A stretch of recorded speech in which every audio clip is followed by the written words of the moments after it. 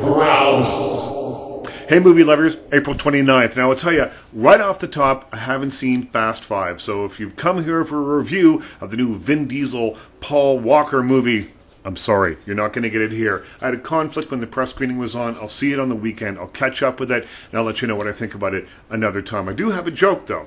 Vin Diesel goes to a psychic, and the psychic looks into her crystal ball, and she says, I have good news for you, and I've got bad news for you. And he goes, well, give me the good news. And she says, you're going to have a long and very profitable and successful movie career. And he goes, well, that's fantastic. What's the bad news? She looks down at her crystal ball and says, each one of the movies that is fantastically successful for you will have the words fast and furious in the title. I think that's all I have to say about that one. Two other movies opening, though, both for kids. One is called Hoodwinked 2, Hood versus Evil. Now, the title of this one tells you everything that you need to know about the movie. And I will explain it to you. Hoodwinked, it's a sequel of a movie that came out a few years ago. It was kind of like Shrek-light, fairy tale, action, animated thing, all jumbled up together. Enjoyable enough. That was then, this is now. So Hoodwinked 2. 2 isn't spelled T-W-O. It's spelled T-O-O. So it's Hoodwinked 2, Hood versus Evil. And what that means is essentially you have a title that isn't very funny and it's full of puns, and that's just like the movie. Unfortunately, this Little Red Riding Hood action adventure animated Shrek-light thing just doesn't work very well because, well, frankly, it's just not very funny. Good voice work, though, from a few of the actors like Glenn Close and the guy that used to play Putty on Seinfeld.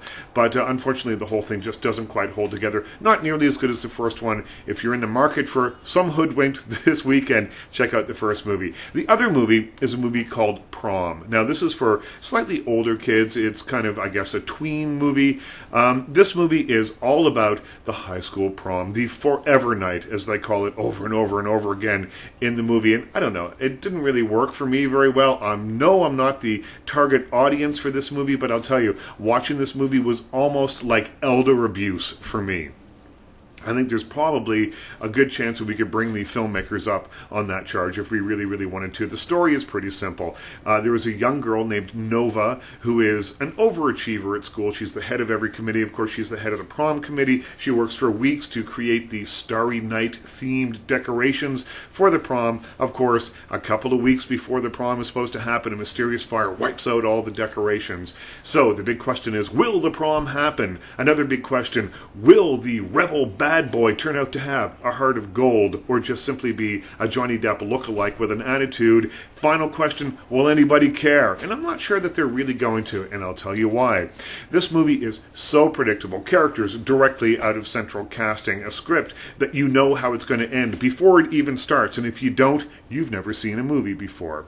There's a couple of songs in it that people might sort of gravitate towards, but really, honestly, this movie is almost insulting to its audience in the sense that it doesn't give the audience members the credit to know the difference between something that's really, really awful and something that's not so bad. So, Prom, from me. Hoodwinked 2, Hood versus Evil, also. And Fast and Furious, well, I'll have to tell you about that another time. Richard Crouse.